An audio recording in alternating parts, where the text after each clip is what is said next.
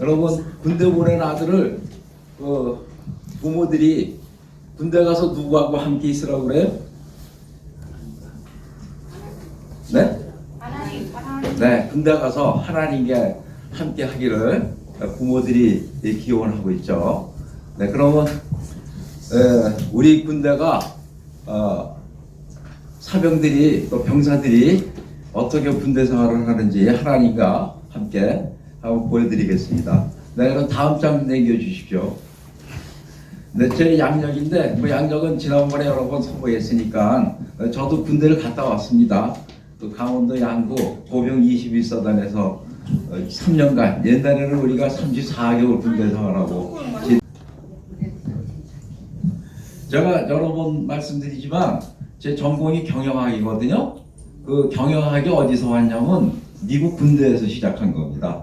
그러니까 지금 한국도 세계적인 그 미국의 기업들 다 그 경영 방법을 어디서 배웠냐?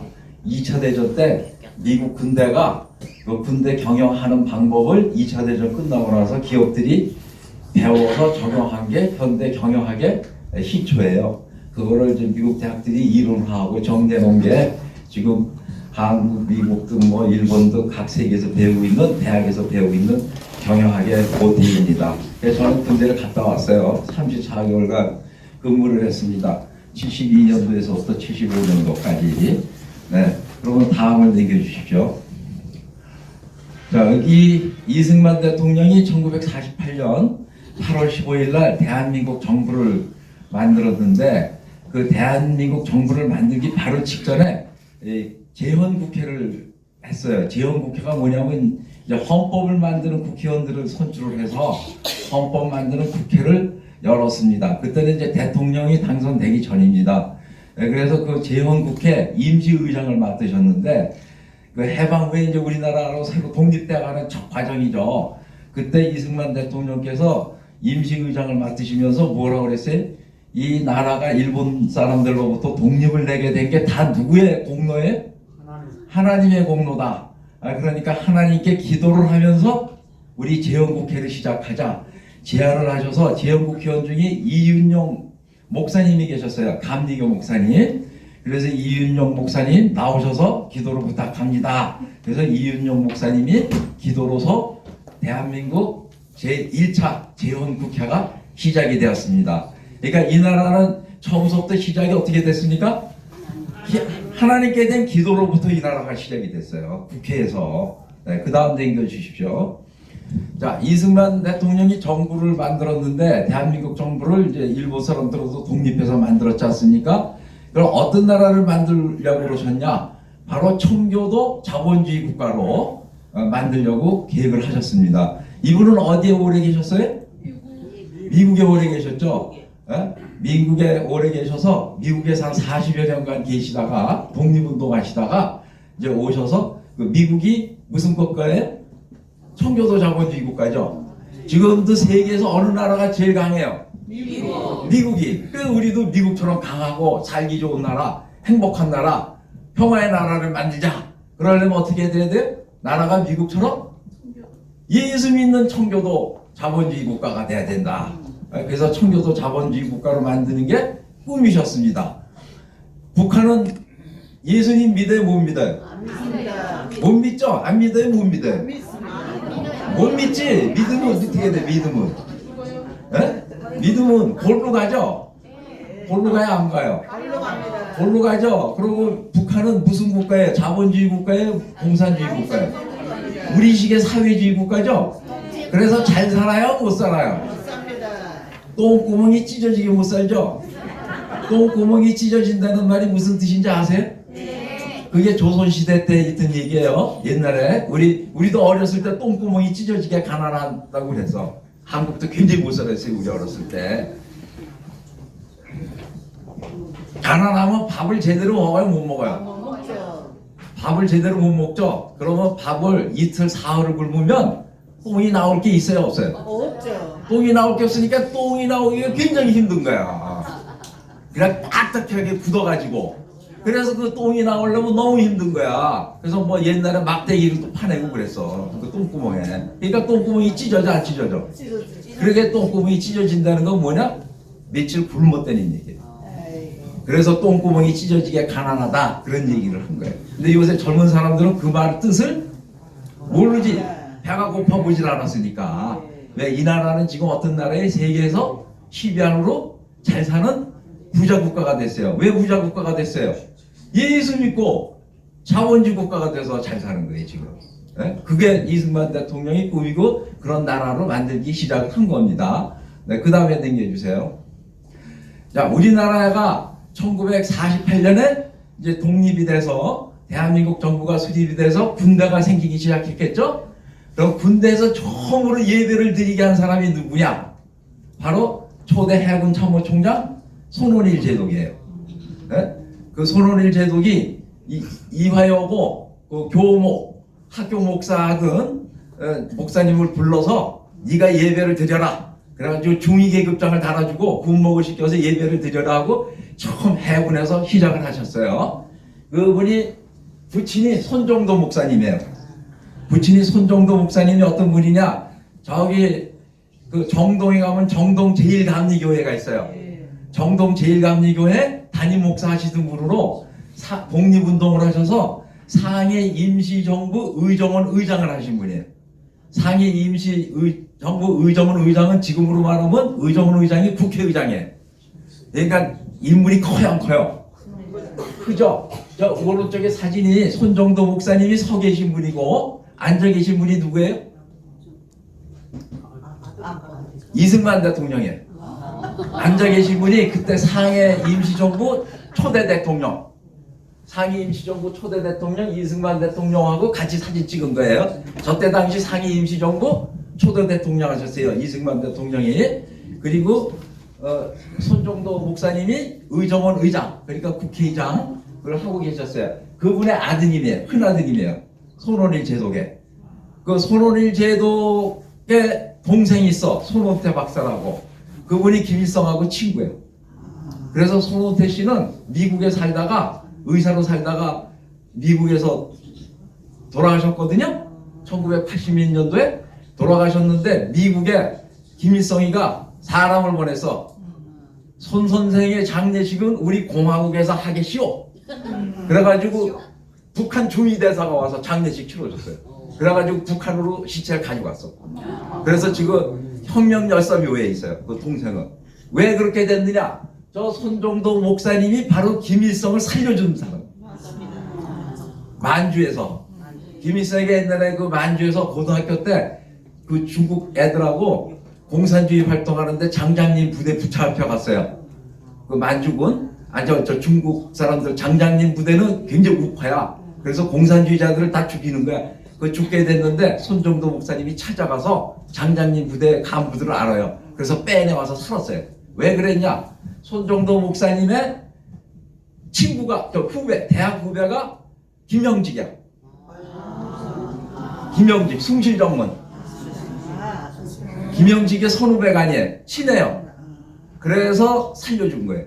그게 바로 김일성이야. 그러니까 이 손원일 제독도 김일성하고 잘할까 모를까? 같이 집안에서 왔다 갔다 하는 사이예요. 그 동생이 손원태 의사, 아까 미국에 살다 죽었는데 내가 그 손원태 선생이 살던 네브라스카 주에 있었어요. 그때 그분하고 골프도 친 적이 있어. 미국에 북한에 초청받아서 여러 번 왔다 갔다 하고 그랬어요. 그 갔더니 김일성이가 나와서 맞이하면서 그랬대요. 원태야, 너 나하고 여기서 살자. 너 하고 싶은 게 뭐냐? 다 해주겠다. 근데 스위스에 뭐 별장 사줬다는 얘기도 있고, 그래서 생일을 그렇게 했대요. 김정일이 불러가지고, 야, 너 이 손 선생은 나하고 똑같은 사람이야. 아버지를 모셔. 지금 미국에 계시지만 생일은 우리 평양에서 해드려. 그래서 생일 때마다 평양에 갔어요.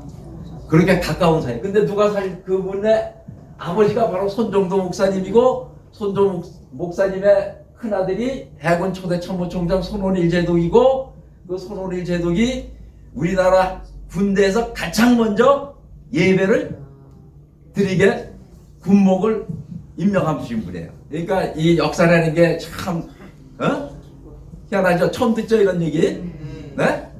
그 독실한 신자세요. 이 손원일 제독 손정도 목사님. 근데 손정도 목사님하고 손후배가 아닌 김일성의 아버지 김형직은 공산주의자가 아니에요. 김형직의 부인이 누구예요? 강반석. 강반석의 원래 이름이 뭐예요? 강신실. 강반석의 어머니가 강동록 장로. 네, 맞습니다. 강동록 장로가 딸을 신실하게 살으라고, 신실하게 믿고 살으라고 이름을 뭘로 져줬어요? 강신실. 그 다음에 나이가 들어서 베드로같이 살으라고 강반석. 강반석하고 김영직하고 누가 중매서 줬어요? 미국 선교사가. 미국 선교사가 중매서 줘서 그 사이에서 나온 게 누구야? 김일성이야. 김일성도 어려서 어디 다녔어? 교회 다녔어요. 교회 다녔는데 소년 시절에 집이 중국 만주로 이사 갔어. 만주에 가서 빨갱이 하는 중국 애들하고 섞이면서 빨갱이가 된 거예요. 그래서 우리는 빨갱이하고 절대로 같이 하면 안 된다. 외할아버지가 유명한 장로님이나 강동록 장로님 북한의 철골교회 있죠? 칠골교회. 칠골교회 만드신 분 아니야. 김일성 외할아버지가. 그러고 어머니 아버지 다 뭐야 독실한 신자고. 그런데 어려서 교회 다녔지 부모하고. 그런데 누구를 소년 시절에 만나서 빨갱이로 바뀌어서 빨갱이 친구들을 만나서 빨갱이로 바뀌는 거예요. 그래서 빨갱이하고는 절대 같이 하면 안 돼. 내가 빨개져 나도. 그러면 나는 망하는 거야. 그래? 자, 그 다음에요. 그래서 이 최초로 손원일 제독께서 정달빈 목사님, 그때 당시 이화여고 학교 목사하시던 분을 불러서 네가 군목을 해라. 그래서 중위계급정을 사가지고 네가 예배를 드려라. 그래서 우리나라에서 처음으로 해군에서 예배를 드리기 시작한 겁니다. 이게 정달빈 군목 목사님이시고 그 우측이 진해 해군에 있는 통제부 교회. 요건 그 다음에 6.25 때 요거 이제 이 교회가 세워졌습니다. 자, 그 다음에요. 자, 이승만 대통령이 1951년 2월에 최초로 군종육관을 만드셨어요. 이제 정식으로 군대 목사님이 계셔서 예배를 드리게 이제 되는 거예요. 정식으로 제도적으로. 이건 어떻게 됐냐? 그때 전쟁 중이죠. 1951년이면 전쟁 중에 한국 젊은 사람들 중에 미군 부대 안에서 근무하는 사람들이 있어요. 차출이 돼서 그걸 카투샤라고 그래. 한국군으로서 미군 부대에서 미군들하고 같이 근무하는 사람. 그 카투샤 쫄병이에요. 병사인데 이름도 안 알려져 있어. 그 병사가 이승만 대통령한테 편지를 썼어. 뭐라고 썼냐? 미군은 뭐가 있어요? 군목이 있어 없어? 있습니다. 목사가 있어 없어요? 있습니다. 그리고 예배를 드려야 안 드려? 매주 예배를 드리죠. 우리 한국군도 미군처럼 군목 제도를 만들어서 예배를 정식으로 드리게 해달라고 이승만 대통령한테 편지를 썼어요. 그래서 이승만 대통령이 그 편지를 보자마자 어떻게 했어요? 군목 제도를 만들었어요. 그리고 병과 군종병과를 만들었어요. 51년에. 근데 군종병과를 만들면 이제 우리나라는 종교의 자유가 있잖아요. 근데 개신교하고 캐톨릭 그것만 만들었어. 불교는 안 만들고. 그래서 불교에서 불만이 굉장히 많았어요. 자, 그때 해방 이후에 우리나라가 기독교 신자가 개신교 신자가 15만 명이었어. 해방 이후에 얼마 돼야 안 돼요. 안 되죠. 근데 6.25 날 때 몇만 명이었어요? 50만. 왜 확 50만 명으로 늘었을까요? 45년 돼서 50년 사이에 3배 늘었죠? 왜 3배 늘었을까? 북한에서 많이 내려왔기 때문에. 맞습니다. 북한에서 목사님들과 믿으시는 분들이 빨갱이들한테 자칫하면 죽어 안 죽어? 죽으니까 많이 내려오셔서 이렇게 확 증가한 거예요. 그 다음에 50년에서 55년 사이 5년간에 또 2배가 늘었어. 50만 명에서 100만 명. 이 늘게 된 거는요, 군대에서 군종병과가 생기고 군복이 생기면서 병사들에게 복음이 전달이 돼서 전쟁 중에, 그러니까 군대에서 예수 믿기 시작하면 제대하면 계속 믿어야 안 믿어요. 그 영향이 굉장히 컸던 거예요. 저기 군인교회 보이죠? 6.25 전쟁 중에 천막으로 친 거, 저렇게 우리나라 교회들이 시작을 한 거예요. 자, 그 다음에 남겨주세요. 자, 이거 야전에서 병사들이 천막교회에서 예배드리러 들어가는 장면들이에요. 저기 십자가 보입니까? 안 보입니까? 보여요. 십자가 보이죠? 저게 6.25 전쟁 중이에요. 그러니까 우리나라 군대는 6.25 전쟁 중에 전투하면서도 어떻게 했어요? 천막 치고 예배를 봤어요. 북한군은 예배 안 받죠? 오로지 누구야? 스탈린 대원수. 그렇죠? 스탈린 대원수, 김일성 원수. 사대주의야. 김일성은 원수고 왜 스탈린은 대원수야? 그건 누가 더 높아? 대원수가 더 높지. 그러니까 스스로 지들이 사대주의라 사대하는 거야. 스탈린 대원수, 김일성 원수. 그렇죠? 공식 명칭이 그렇죠? 스탈린 대원수, 김일성 원수. 원래 북한 그 공산주의자들이 더 사대주의자예요. 자, 그 다음에 남겨주세요. 자, 그러면서 이제 1955 전쟁 끝나고 나서 7, 8년 있다가 1961년에 5.16이 일어났어요. 5.16은 누가 일으켰어요? 5.16 군사혁명은? 박정희 대통령이 5.16 군사혁명을 일으키면서 군대에서 개신교 신자들이 확 증가하기 시작하는데 주로 장교들이 더 많이 믿기 시작한 거예요. 장교들이 왜 더 많이 믿기 시작하냐? 6.25 때 우리나라 장교들은 미군들하고 작전을 같이 많이 했어요. 미군들하고 작전을 많이 하니까 미군들은 다 그때 청교도 신자야 아니에요. 미군 장교들은 다 신자죠. 그 영향을 많이 받아가지고 6.25 때 장교들이 한국 전쟁을 하면서 많이 개신교 신자가 됐어요. 그러면서 5.16이 나면서 아주 그냥 본격적으로 장교 집단에게 복음이 전파가 됐습니다. 그래서 1956년에 한국 기독 장교회가 세우기 시작했고, 그 스스로 장교들이 모여서 만든 거예요, 자기들이. 그 다음에 1960년에 기독 장교회 공군연합회가 생기고, 1963년에 기독 장교회 육군연합회가 생겼습니다. 자, 1966년이면 5.16 군사혁명 이후 5년이 지났을 때입니다. 자, 5년이 지났을 때인데 우리나라 군 수뇌부가 전부 다 개신교신데, 군 수뇌부가 국방부 장관서부터 국방부 장관 김성은 해병 예비역중장이죠. 자, 육군 참모총장 김계원 대장, 해군 참모총장 김영관 대장, 공군 참모총장 장계장 중장, 해병대 사령관 강기찬 중장, 지난번에 최명진 중장 얘기했죠. 주 베트남 사령관 최명진 중장 등 우리나라 전체 군 수뇌부가 무슨 신자예요? 개신교 신자예요. 그러니까 별단 사람은 거의 다 뭐예요? 하나님 믿어요. 그러니까 우리나라 군대는 하나님의 군대 아니야. 그래서 하나님의 군대예요. 자, 그 다음에 그 사진들입니다. 거기는. 그 다음에 남겨주십시오. 1966년에 통계자료입니다. 육해공군 사관생도의 30%가 개신교 신자예요. 그러니까 입학할 때 예수 믿는 젊은이들이 육해공군 상한학교 들어가고 이 상한학교 생활하면서 30%가 또 새로 예수를 믿어요.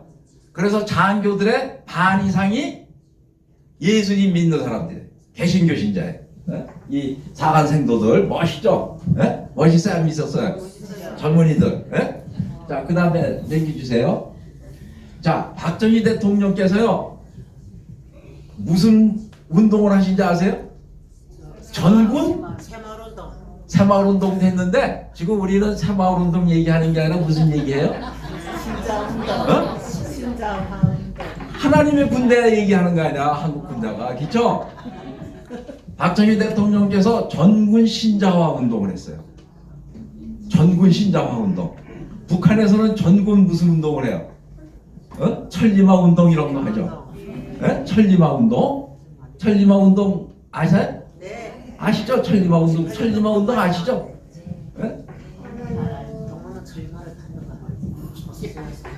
1969년에 박정희 대통령께서 대학생 선교 연합회를 만드신 분이 있어요. CCC라고. CCC 그 김준고 목사님을 불렀어요. 청와대로. 불러가지고 뭐라고 그랬냐. 지금 우리 군대 내에 자꾸 빨갱이들이 생기려고 그런다. 이 빨갱이들 생기는 걸 막아야 되고, 또 그 장병들, 장교 병사들 다 좀 정신무력을 좀 단단히 해야 되겠는데 무슨 방법이 없겠어 하고 김준곤 목사님을 불러서 자문을 했어요. 벌써 목사님을 불러서 그런 걸 자문할 때는 무슨 뜻이 있었겠어요? 네? 군대를 복음화하겠다는 속마음이 있었겠죠. 그래서 그 얘기를 들으시고 김준곤 목사님이 한신대장하고 최세인 대장을 만나가지고 각각 대통령께서 이렇게 생각하시는데 우리 구체적으로 안을 가지고 갑시다. 그래서 안을 가지고 세 분이 대통령을 찾아뵀어요. 또 찾아뵈서 전군을 신앙화해야 된다. 믿음화해야 된다. 그래서 신앙 전력화를 해야 된다. 그 믿음이 강해지면 군인들이 예수님을 잘 믿으면 어떻게 돼요? 정신적으로 강해져요, 약해져요? 강해진다. 그래서 신앙을 전력화해야 된다. 그거를 제안을 했어요. 제안했더니 박정희 대통령이 좋은 얘기다. 그거를 즉시 시행하라. 그래서 즉시 시행하라 명령이 떨어져서 1971년도서부터 전군 신자화 운동이 생기기 시작했습니다. 제가 아까 잠깐 잘못 얘기했는데 제가 73년 2월 달에 군대 갔어요. 그러니까 73년도 2월에 군대 갔으니까 전군 신자화 운동할 때 간 거예요, 안 간 거예요? 그때 갔어요. 그때 갔죠. 그러니까 나는 그게 증인이 아니야. 증인이에요. 저는 그때 21사단이 1군 사령부에 하기 때문에 1군 사령부 21사단에 있었어요. 여기 최세인 대장이 나오죠? 최세인 대장이 1군 사령관 하셨어요. 아주 독실한 기독교 신자세요. 그리고 우리 사단장 박승호 장군도 예수님 믿었어요. 개신교 신자세요. 1군 사령부에서 6군 대장 명령으로 전 1군 산하에 있는 병력은 취침 전에 기도하고 재워라. 전원 기도하고 재워라. 예수를 믿든 안 믿든 다 기도하고 재우라고 1군 사령부에서 명령이 내려온 거야. 사령관 지휘서신으로 6군 대장 최세인 해가지고 딱 해가지고 사인해가지고 내려왔어요. 그래서 우리 내무반도 이제 예배를 기도를 해야 돼. 9시 50분에 10시 취침할 때까지 10분간. 그래서 이제 중대장이 육군 대장 명령이 내려오는데 해야 돼, 안 해야 돼요?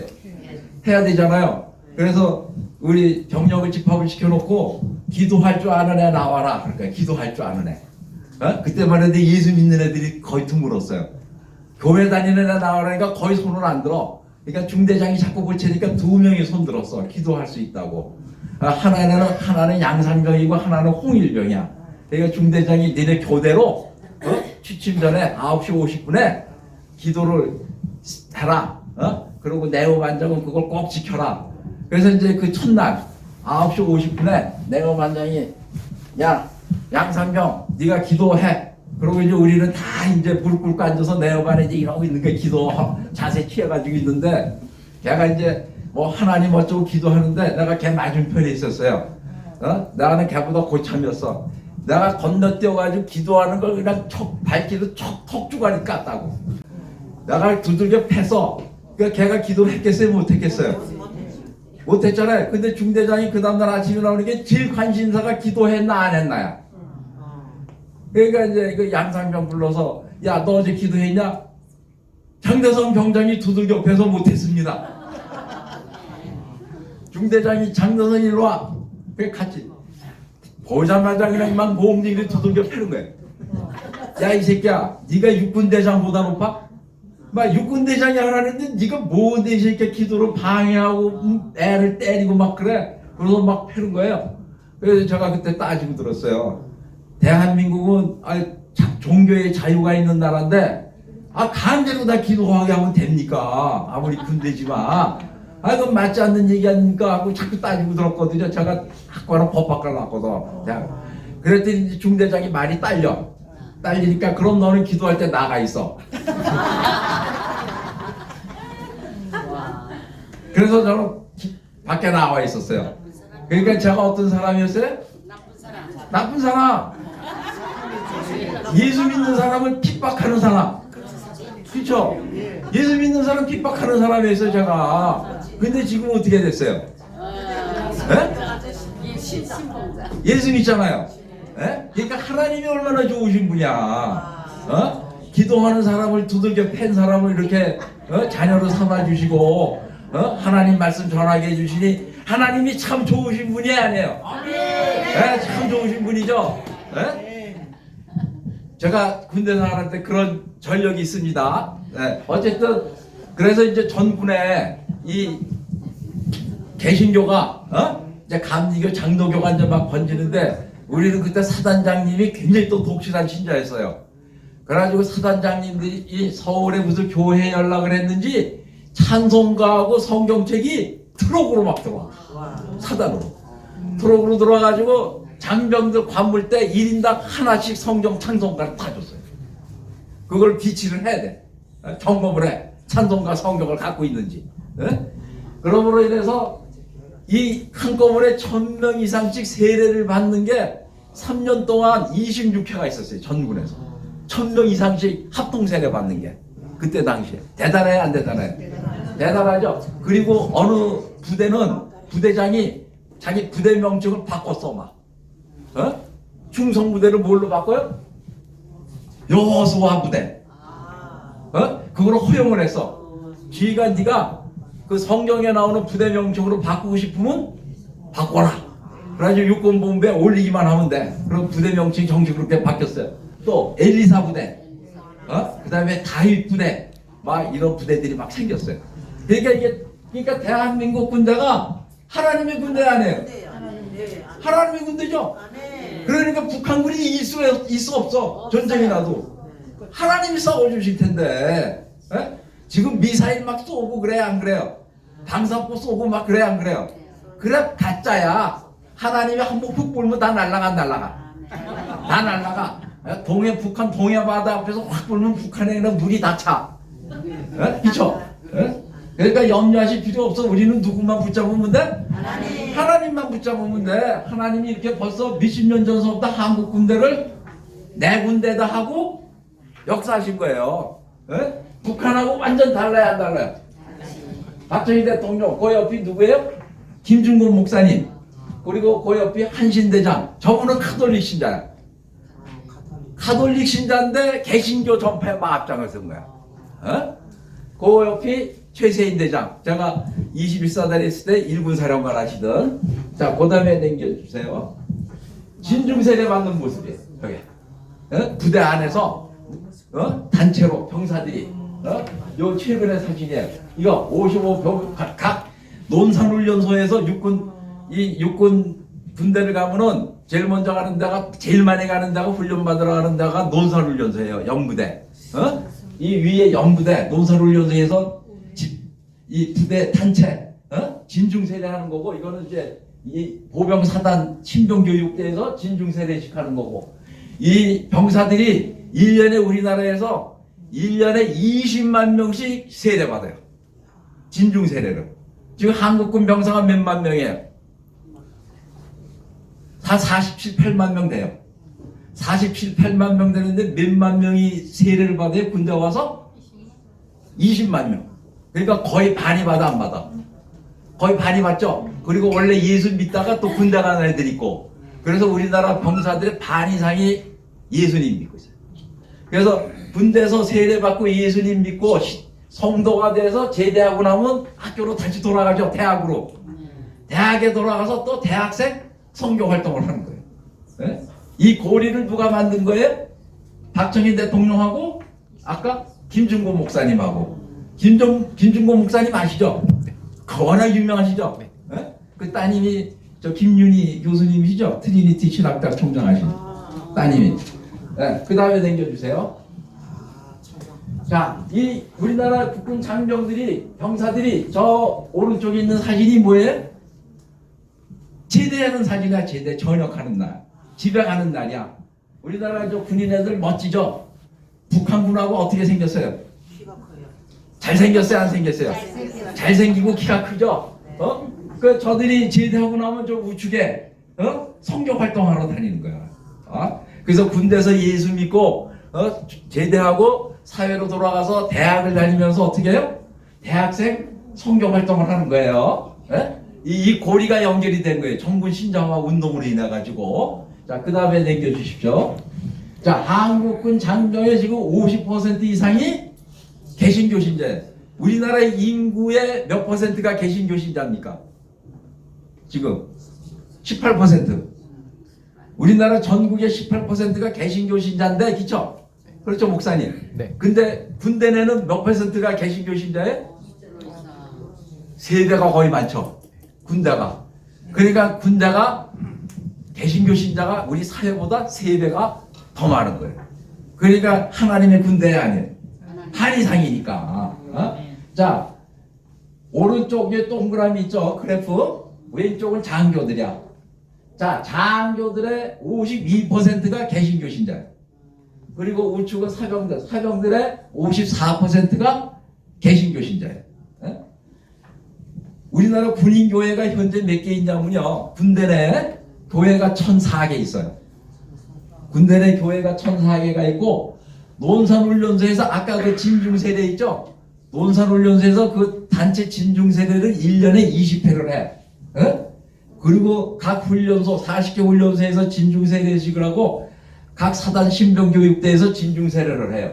그래서 연간 약 20만 명의 장병들이 세례를 받고 새신자가 됩니다. 우리 사회에서 상상합니까 못합니까? 그렇게 어림도 없는 얘기죠. 그러니까 우리나라 군대가 바로 황금 어장이에요. 황금 어장. 그러니까 하나님의 군대라고 얘기할 수 있어요, 없어요? 있습니다. 네? 얘기할 수 있습니까, 없습니까? 있습니다. 네. 그 다음에 다음 넘겨주세요. 자, 그 박정희 대통령의 정군 신자화 운동 이후로 각 부대에 교회가 이렇게 생기기 시작한 겁니다. 아까 처음에 그 6.25 전쟁 중에 교회 봤죠? 뭘로 교회 졌습니까? 교회 졌어요? 천막 쳤어요? 학교에 천막 교회에다가 박정희 대통령 이후로 각 교회들이 군대 내 막 생기기 시작했는데, 아까 1,004개 교회가 돼 있었다고 그러잖아요. 이렇게 지금은 잘 짓습니다. 이 교회를 누구 돈으로 줬을까? 돈으로 줬을 거 아니야? 그냥 저절로 줬어요? 돈으로 줬어요? 돈으로. 무슨 돈으로 줬을까? 군대 돈은 거의 없어요. 국방부 돈은 맞아요. 기부. 각 교회와 개인들, 성도님들의 헌금으로 군대가 교회를 1,000개 이상이나 우리나라 군대가 갖고 있습니다. 북한군은 교회가 있어 없어? 없어요. 교회가 없죠? 에? 그러니까 북한군은 불쌍한 군대야. 하나님도 모르고 밥 제대로 먹어요? 못 먹어요? 밥도 제대로 못 먹고 옷도 제대로 못 입고. 자, 그 다음에 넘겨주세요. 자, 이게 육군 논산훈련소 연구대 교회입니다. 이 왼쪽은 겉의 모습이고 안에 훈련병들이 예배 보는 거예요. 대단해요, 안 대단해요? 대단하죠? 네, 그 다음에 넘겨주세요. 자, 이게 논산훈련소에서 그 실로함 병사들이 실로함 복음성가 부르는 거예요. 저 선생님 유튜브에 들어가셔가지고요, 논산훈련소 실로함 뜰 겁니다. 그거 좀 보여주세요. 유튜브에 들어가셔서.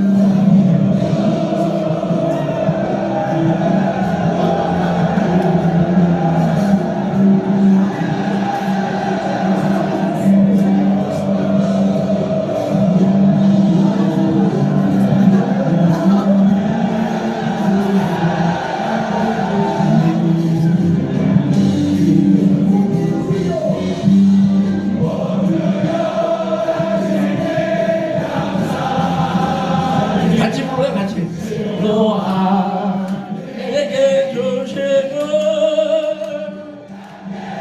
나의 영원한 기쁨 속에서 깨지지 않게 하소서. 여러분 병사들 보세요. 얼마나 자유롭고 하나님 찾는 거 보세요. 몸부림치면서 찼잖아요. 예? 그러니까 우리 대한민국 군대를 북한 군대가 이길 수 있겠어요? 여러분들 읽어보셨는데 이길 수 있겠어요? 없겠어요? 아무리 미사일이 날라오고 방사포가 날라온들 되겠습니까? 안 되겠습니까? 안 되죠? 네? 하나님의 군대입니다. 하나님의 군대. 우리 군대는 네, 다음 넘겨주세요. 자, 다음 넘겨주세요.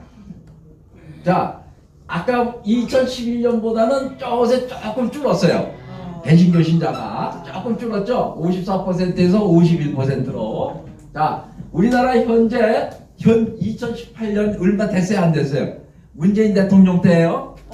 문재인 대통령 얼마 안 됐죠? 네, 문재인 대통령 때 참모총장, 육군 참모총장, 육군에서 제일 높으신 분, 육군대장 연속으로 네 분이 연속으로 개신교 신자가 참모총장이 됐어요. 연속으로.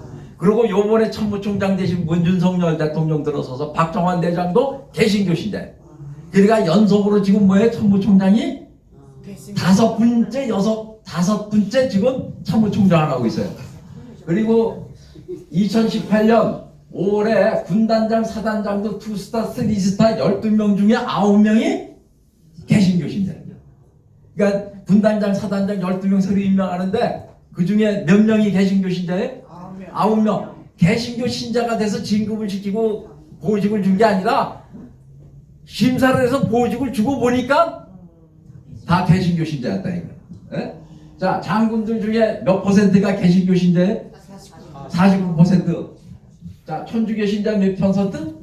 21. 불교 신자? 21%. 그러니까 대한민국 군대는 누가 주도하고 있어요 지금? 하나님께서 주도하고 계시는 거죠. 하나님께서. 그렇죠? 네? 네. 그 다음에 넘겨주세요. 조금만.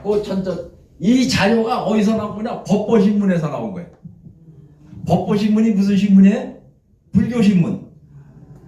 그래서 내가 객관화시키기 위해서 불교신문에서 자료를 뺀 거예요. 불교신문은 개신교 좋아해 안 좋아해? 근데 왜 이런 기사를 실었을까? 이렇게 개신교는 군대에서 복음화를 잘하고 있는데 우리 불교는 뭐 하고 있느냐? 그런 내용이에요. 네? 자, 다음에 넘겨주십시오. 자, 지금 우리나라 군대에요. 네? 세 분의 영웅이 계십니다. 한국 군대에 세 분이 영웅이 계시는데 이 맨 우측이 어떤 분이에요? 백선엽 대장. 집사하셨어요. 돌아가실 때까지. 어디 집사? 영락교회. 영락교회 아시죠? 네, 영락교회 집사하시다 돌아가셨어요. 이 낙동강 전선 아시죠? 그 김일성이가 낙동강 전선에서 부닥쳐가지고 적화 통일이 무산된 거예요. 그 낙동강 전선에서 제일 중요한 전투가 다부동 전투예요. 그 다부동 전투 하실 때 1사단장 하셨는데 그 다부동 전투에서 북한군 상계사단을 백선엽 사단이 물리치고 깨고 나서 낙동강 북쪽으로 올라가면서 낙동강 전선에 북한군이 무너지기 시작한 겁니다. 이때 백선엽 별 하나였죠. 춘장 백선엽 사단장이 그 다부동 전투 지휘를 하는데요. 장교들이 막 그 사단장을 찾아온 거예요. 사단장님 지금 큰일 났습니다. 지금 다부동 전선에서 병사들이 막 도망가고 있습니다. 남쪽으로 총을 버리고 그냥 집단으로 도망을 가고 있습니다. 그러니까 북한군한테 깨져서 무너지고 있는 게 안 무너지고 있는 거예요. 무너지고 있는 게 그 보고를 받자마자 집차를 타고 전방을 향해서 전선을 향해서 막 달려가는 거예요. 이 사단장은 좀 후방이 있잖아요. 그냥 막 달려가는데 집차가 가다가 도중에 엎어졌어. 길이 나빠서 옛날에. 그래서 집차를 버리고 부보로 전속구간하고 운전병하고 막 갔더니 병사들이 막 그냥 도망가는 거야. 남쪽으로. 이분이 이렇게 했는데 병사들이 막 내려오는 거야. 야, 나 사단장이다. 너희들 나를 봐라. 사단장이다. 근데 사단장 얼굴도 안 봐. 도망가느라고 급해가지고. 그러니까 완전히 이제 지는 거 아니에요. 패배하는 거죠. 그때 백선엽 사단장이 막 전선 앞으로 날려가가지고 맨 앞에 가가지고 병사들은 막 도망가는 거예요. 도망가는데 거기서 권총을 빼고 권총으로 빵빵 쐈어요. 빵빵 쏘니까 이제 권총 소리가 나니까 다 돌아다 볼 거 아니에요. 사단장 돌아다 보는데 그때 백선엽 장군이 뭐라고 그랬냐면 너네들이 도망을 가면 나 혼자 북한군을 향해서 공격을 하겠다. 나 혼자 공격을 하는데 내가 북한군을 향해서 공격해 들어갈 때 내가 뒤만 돌아다 봐도 이렇게 올라가다 겁나서 뒤만 돌아다 봐도 니네들은 나를 총으로 쏴 죽이고 고향으로 가라. 그리고 총을 빵빵 쏘서 혼자 북한군을 향해서 막 올라간 거야. 고지를 향해서. 그 용감해 안 용감해? 총알이 막 빗발치는데 하나님이 살려주느라고 총알 한 방도 안 맞았어. 빗발쳐 올라가는데 이게 사단장이 막 올라가니까 대령 중령들이 사단장이 막 그 전선을 북한군을 향해서 공격해 올라가니까 따라가야 돼 안 따라가야 돼? 따라가야 되죠. 그러니까 소령 중령까지 막 따라 올라가니까 대위 중위들이 또 보니까 소령 중령이 하니까 또 따라가야 돼 안 따라가야 돼? 그러니까 장교들이 다 고지를 향해서 북한군 고지를 향해서 공격해 올라가니까 병사들이 그때서야 도망가다가 돌아서 가지고 그날 오후에 다부동 고지를 점령했어요. 북한군을 물리치고. 그러고 이때서부터 전사가 바뀌어서 낙동강을 북상하기 시작한 거예요. 전우의 시체를 넘어. 그래서 이제 그때 그 노래가 나온 거예요. 이분이 고향이 어디예요? 북한. 북한 어디? 평양. 중화군 아시죠? 중화군 썼더니 중화군. 어렸을 때 아버지가 일찍 돌아가셔가지고 너무너무 가난해가지고 먹을 게 없어가지고 거질했어요. 삼남매가 외정 때. 그래서 어머니가 삼남매를 데리고 평양시내 쓰레기통을 다 뒤지고 다니는 거야. 뭐 먹을 거 있나 없나. 근데 먹을 게 옛날에 가난할 때니까 쓰레기통에도 먹을 게 없어. 그래가지고 야 이제는 거지로도 안 되는구나. 그럼 방법은 뭐냐? 죽는 것뿐이 없다. 그래서 어머니가 삼남매를 끼고 대동강 철교에서 집단으로 투신 자살하려고. 그래서 삼남매 기부 자살에 물로 들어가려고 그러는데 그 백선엽 장군 누이가 있어요. 누나 3살 위. 그 큰딸이 나는 못 죽어 그런 거야. 죽으려면 엄마만 죽어. 동생들이 무슨 죄가 있어서 죽어. 죽고 싶으면 엄마만 죽어. 우린 못 죽어. 지랄발광하는 거야 딸이. 그러니까 자살이 돼 안 돼.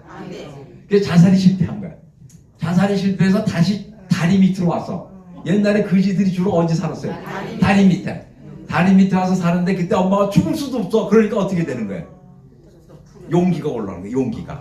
이제는 갈 데가 없다.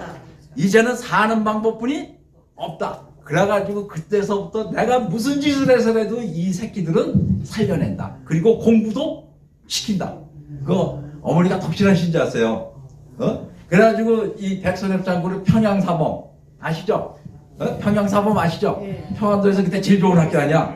그래서 평양사범을 들어가셔서 그 천명신 장군도 평양사범 출신 아니야? 그래서 평양사범을 졸업하고 만주군관학교를 간 거예요. 그래가지고 이제 일본 군대 생활하다가 만주 군대 생활하다가 해방이 돼서 한국군으로 들어와서 이제 장군이 됐는데 이 1사단 지휘를 했거든요. 그때 아까 다부동 전투 그 1사단이 계속 북쪽으로 올라서 38선을 넘어가지고 서쪽으로 해서 어디까지 갔냐면 평양 진위까지 들어간 거야. 대동강가까지. 대동강 이제 도강은 안 하고 대동강 남쪽까지 간 거예요. 근데 그때 평양을 이제 공격해야 될 거 아니에요. 점령하려고.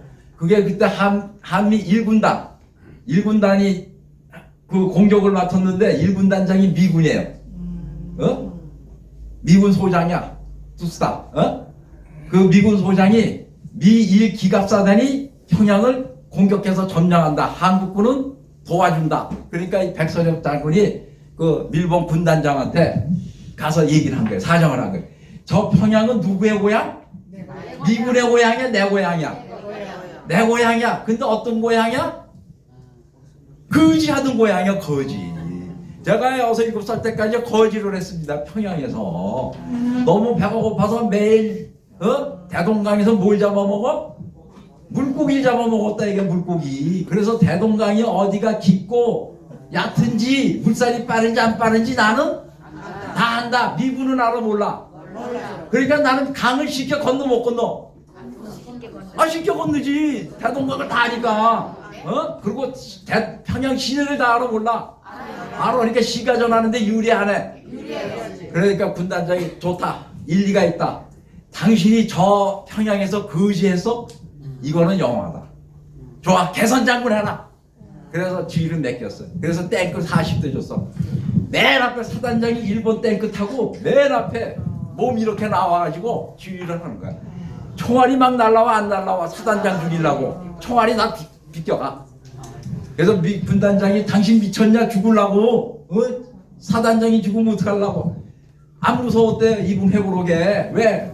고향이 앞에 보이니까 어려서 거지하던 생활이 그냥 비디오처럼 막 돌아가니까 눈물이 잘잘잘잘잘 흐르는 거야. 감동이 돼. 감동이 돼 안 돼? 소년 시절에 그 거지하던 데를 지금 뭘로 돼서 들어가? 개선장군이 돼서 들어가는 게 개선장군. 그래서 그날 평양에 들어갔어요. 평양에 들어갔더니 북한군들이 너무 급해가지고 전화기도 그냥 놓고 막 도망간 거야. 통신시설을. 그래서 평양 그 경비사령부에 들어갔더니 경비사령관이 쓰던 북한군 경비사령관이 쓰던 전화기가 그대로 있는 거야. 그 전화가 딱 뜨니까 통화가 돼. 이분이 평안도 사투리 써야 안 써요? 그때 29살 때야.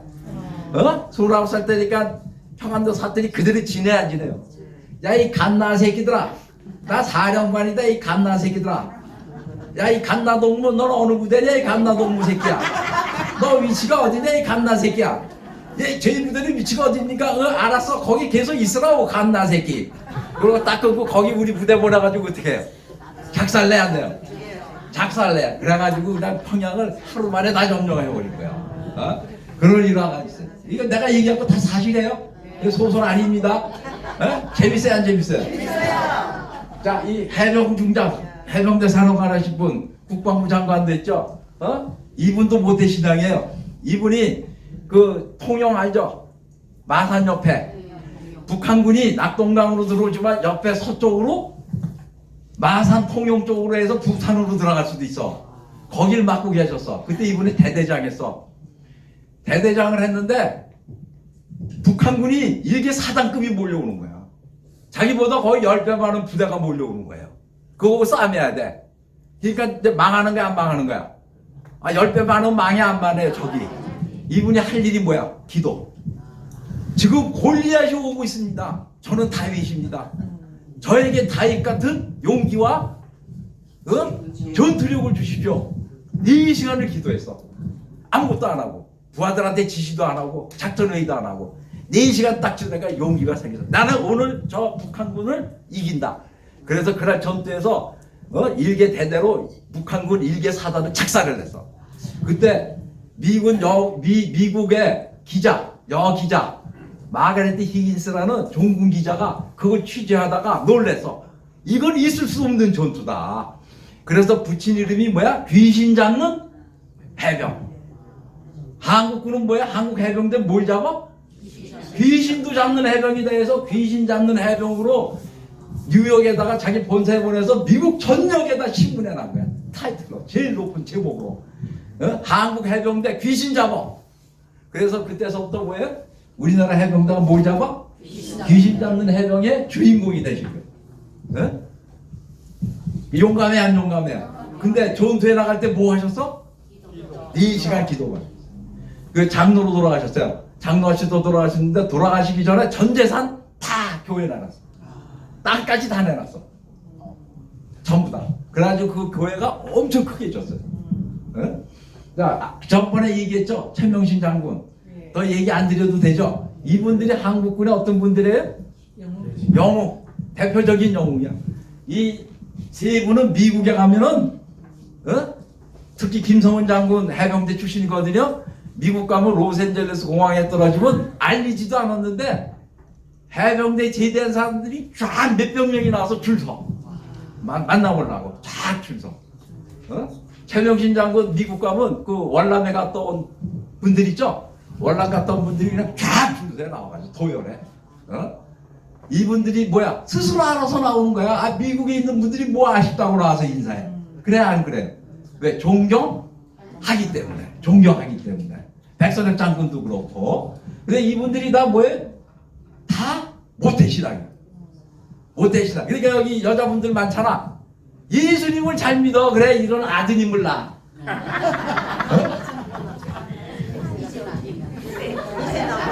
자, 다음 얘기해 주세요. 다음 얘기해 주시죠. 그러니까 여러분들 지금까지 쭉 봤죠? 자, 여러분들 제 얘기가 틀려 안 틀려? 대한민국 군대는 하나님의 군대가 틀려 안 틀려? 그 말이. 하나님 군대입니다. 틀린 데는 뭐 손 들어? 틀린 데는 뭐 솔직하게 손 드셔도 돼. 나 뭐라고 안 할게. 없죠? 자, 그럼 대한민국 군대가 하나님의 군대다 그러면 아멘 그래. 대한민국 군대는 하나님의 군대다. 아멘. 아멘. 그러니까 어떤 적이 쳐들어와도 누가 막아준다? 하나님께서 막아준다. 김정은이가 아무리 미사일을 쏘고 ICBM을 날리고 방사포를 날려도 소용이 없다. 자, 이걸 하나님 감사합니다. 오늘 이렇게 좋은 강의를 저에게 하게 해주셔서 여러분들께도 감사드립니다. 그리고 이것으로서 강의를 마치겠습니다.